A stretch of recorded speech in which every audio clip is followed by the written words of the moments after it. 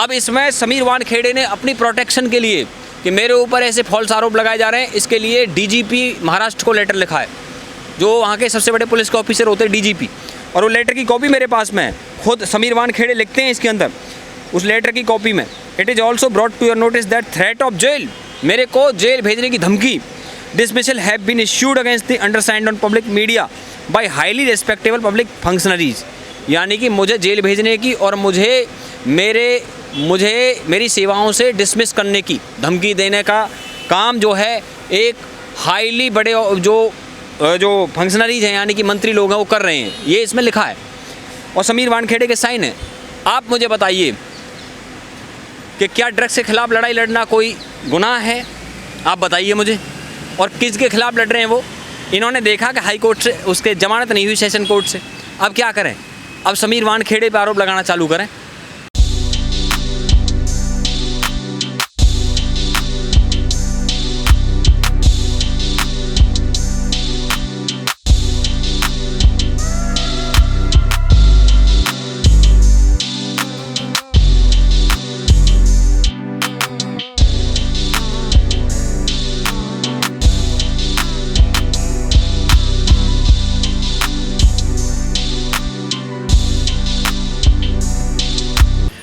मंजीत भाई, वानखेड़े को ये नवाब मलिक जो हैं वो बोले हैं कि उनको जेल में डाल के ही रहेंगे, जेल में डाले बिना नहीं छोड़ेंगे, क्या कहिएगा इस?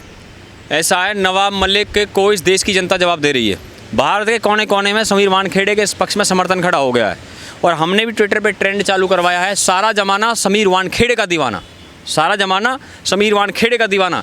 एक ईमानदार ऑफिसर, IRS क्लियर किया हुआ जो IAS के बराबर होती है, UPSC, वो ड्रग्स के खिलाफ एक लड़ाई लड़ रहा है, ड्रग्स की दुनिया को ख़त्म करना चाहता है। 18,000 करोड़ के ड्रग्स उसने जब से उसने काम संभाला है सीज कर लिए हैं। तो मैं आपसे जानना चाहता हूँ, उस पर झूठे जो आरोप लगाए जा रहे हैं कि उसने वसूली करी है, उसने 18 करोड़ लिए हैं, इसमें किरण गोसावी है, इसमें उसका बॉडीगार्ड है, इसमें पूजा डडलानी है, तो मैं पूछना चाहता हूँ जितने भी सारे लोग हैं इन सब लोगों की जाँच की जानी चाहिए जो समीर वानखेड़े पर आरोप लगा रहे हैं, और की नहीं जानी चाहिए, हो भी रही है। NCB के DDG उनकी जांच करेंगे कि हम जांच करेंगे। और उस बॉडीगार्ड जिसने एफिडेविट दिया कि समीर वानखेड़े ने 18 करोड़ लिए हैं, उस बॉडीगार्ड को NCB के DDG के सामने पेश होना पड़ेगा। सबूत दिखाओ, किसके आधार पे ये बात कही है? कहा मैंने सुना है, तो तुमने सुना है तो सबूत दो इस बात के। अगर ऐसे वो पैसे लेते तो शाहरुख खान तो कब के पैसे दे देता, अब तक तो आर्यन खान बंदी होता। 25 करोड़ क्या थे उसके लिए, बताइए। अरे ये तुम जो है बुद्धि तो लगा लिया करो आरोप लगाने से पहले। अब इसमें समीर वानखेड़े ने अपनी प्रोटेक्शन के लिए कि मेरे ऊपर ऐसे फॉल्स आरोप लगाए जा रहे हैं, इसके लिए डीजीपी महाराष्ट्र को लेटर लिखा है, जो वहाँ के सबसे बड़े पुलिस के ऑफिसर होते हैं डीजीपी, और वो लेटर की कॉपी मेरे पास में है। खुद समीर वानखेड़े लिखते हैं इसके अंदर, उस लेटर की कॉपी में, it is also brought to your notice that threat of jail, मेरे को जेल भेजने की धमकी, dismissal have been issued against the undersigned on public media by highly respectable public functionaries, यानी कि मुझे जेल भेजने की और मेरी सेवाओं से डिसमिस करने की धमकी देने का काम जो है एक हाईली बड़े जो फंक्शनरीज हैं यानी कि मंत्री लोग हैं वो कर रहे हैं, ये इसमें लिखा है और समीर वानखेड़े के साइन है। आप मुझे बताइए कि क्या ड्रग्स के खिलाफ लड़ाई लड़ना कोई गुनाह है? आप बताइए मुझे। और किसके खिलाफ लड़ रहे हैं वो? इन्होंने देखा कि हाई कोर्ट से उसके जमानत नहीं हुई सेशन कोर्ट से, अब क्या करें? अब समीर वानखेड़े पर आरोप लगाना चालू करें।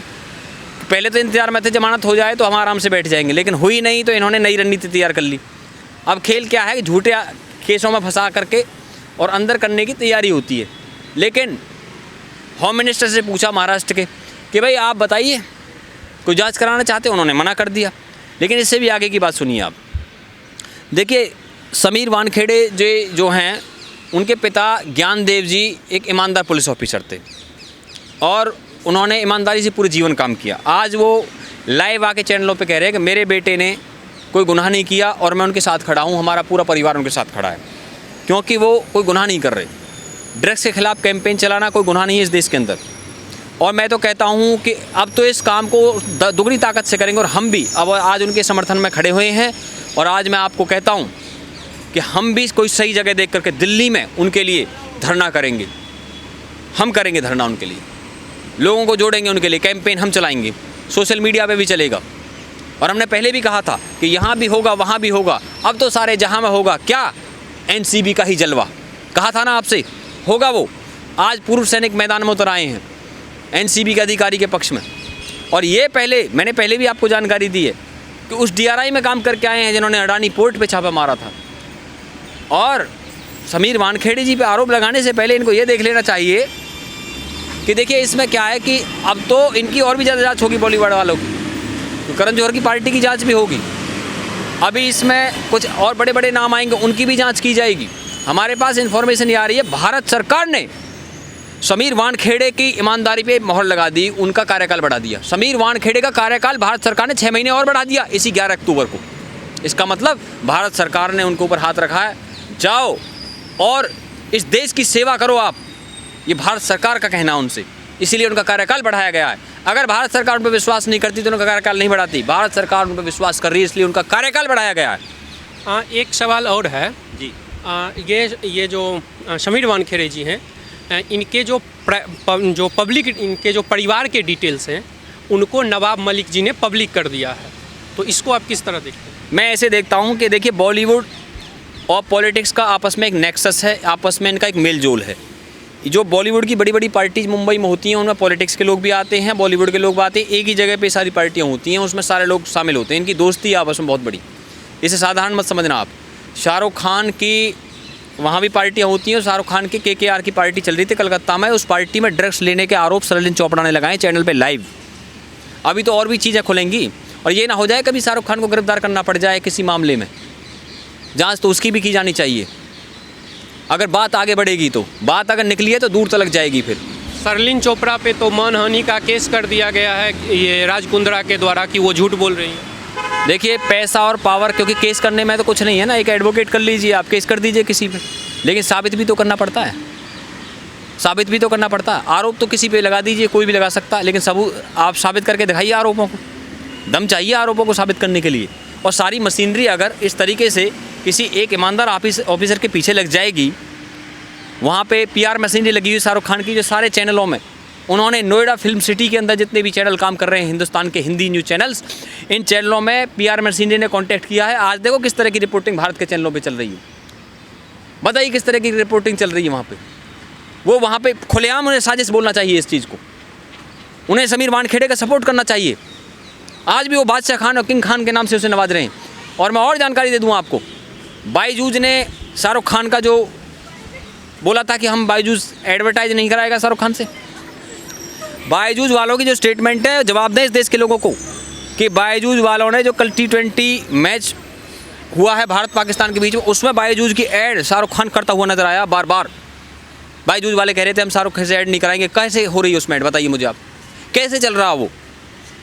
हमको बेवकूफ़ बनाया जा रहा है। सुधर जाओ, सुधर जाओ और स्टेटमेंट पे टिको अपनी, जो बाईजूज की तरफ से ऑफिशियल स्टेटमेंट मीडिया में आई है उस पर टिके आप। और मैं ये भी कह देना चाहता हूँ, आपने वो ऐड देखी है शाहरुख खान की जिसमें वो पहलवान लड़कियों वाली फेयरनेस क्रीम, पहलवान क्रीम लगाएंगे, ये ऐड। पहलवान जो है फेयरनेस क्रीम लगाने की बात शाहरुख खान कर रहे हैं। अगर ऐसे ही करानी होती तो किसी पहलवान से ही करा लेते। देश में बड़े बड़े पहलवान जो ओलंपिक तक में जीत करके आए हैं, और फेयरनेस क्रीम वालों को इतनी भी शर्म नहीं है, पहलवानों को घसीट दिया इस मामले में। और बड़े बड़े ब्रांड का ये एंडोर्समेंट करता है शाहरुख खान, ICICI का करता है, Hyundai का करता है, एयरटेल का करता है और जियो का भी करता है। एयरटेल और जियो आपस में एक दूसरे के कॉम्पिटिटर हैं, और लेकिन दोनों की ऐड शाहरुख खान करता है। ये लोग जो युवा केसरी करके प्रचार करते हैं, ये युवाओं पे किस तरह? देखिए ऐसा है, इस मामले में अमिताभ बच्चन का आपने देखा होगा कि उन्होंने गुटखे की ऐड करने से मना किया है। कहते हैं भैया देखें लौट के बुद्धू घर को आए। तो ऐसे काम का अप्रिसिएशन भी होना चाहिए। हम यहाँ केवल क्रिटिसिज्म के लिए ही नहीं खड़े हुए हैं। अगर कोई गुटखे की ऐड बंद करता है तो उसका क्रिटिसिज्म के बजाय उसके कहना चाहिए अच्छा काम हुआ। और सुनिए, सोनू सूद मसीहा बने हुए हैं गरीबों के, लेकिन रॉयल ग्रीन की ऐड कर रहे हैं, एक दारू का ब्रांड होता है शराब का, कर रहे हैं ऐड उसकी, और इस मामले में शाहरुख खान का समर्थन कर रहे हैं। ये होते हैं मसीहा, इसलिए मसीहा बनाया गया तुमको। भारत की जनता इसीलिए प्यार दे रही है। चाहे आप किसी भी पार्टी से जुड़े हो, फिर भी हम तुम्हें दिल में जगह दिए हुए हैं। हमें इस बात से नहीं है आप किस पॉलिटिकल पार्टी से जुड़े हुए हैं, हम क्यों दिए हुए हैं, क्योंकि तुम गरीबों की सेवा करते हो, हम तुम्हारे साथ हैं। लेकिन ये सिखाओगे देश के लोगों को, शराब की ऐड करोगे, ड्रग्स के फेवर में बोलोगे, ये काम करोगे, बताइए आप मुझे। अगर हम तारीफ करने का अधिकार रखते हैं तो आलोचना करने का अधिकार भी रखते हैं। भारत की जनता ने तुम्हें अपनी सर आंखों पे बैठाया, किस बात के लिए बैठाया आपको, किस बात के लिए बैठाया? तुमको आइकन माना जाता है, तुमको ये बोला जाता है, तुम्हारे किए हुए कामों को देश की युवा पीढ़ी फॉलो करती है। और अभी तो ऐसा नहीं है, बहुत सारे ऐसे सेलिब्रिटी भी हैं जिनके समर्थन में नहीं आए, मैं उनका अप्रिसिएशन करता हूँ, पर कम से कम सामने आकर के समीर वानखेड़े का सपोर्ट कर दें। सर ये मीडिया में जो बड़ा बड़ा नंबर उछाला जा रहा है 18 करोड़ 18 करोड़, क्या लगता है ये एनसीबी को बदनाम करने की साजिश है या इसमें कुछ सच्चाई है? केवल बदनाम करने की साजिश है ये। जो है नाम वाला वही तो बदनाम है, नाम वाले को ही बदनाम किया जाता है। और मैं बता दूं आपको, इतना समझ लीजिए कि तेरे सीने में ना सही तो मेरे सीने में सही, और मेरे सीने में ना सही तो तेरे सीने में सही हो। आग कहीं भी आग जलनी चाहिए, और हंगामा खड़ा करना हमारा मकसद नहीं। हम चाहते हैं सूरत बदलनी चाहिए, जो ड्रग्स की सूरत इस देश में खड़ी हुई है बदलनी चाहिए। सुनिए, अब आगे तो मैं आपसे और ज़्यादा बातें, आप आना, हम उनके पक्ष में धरना करेंगे।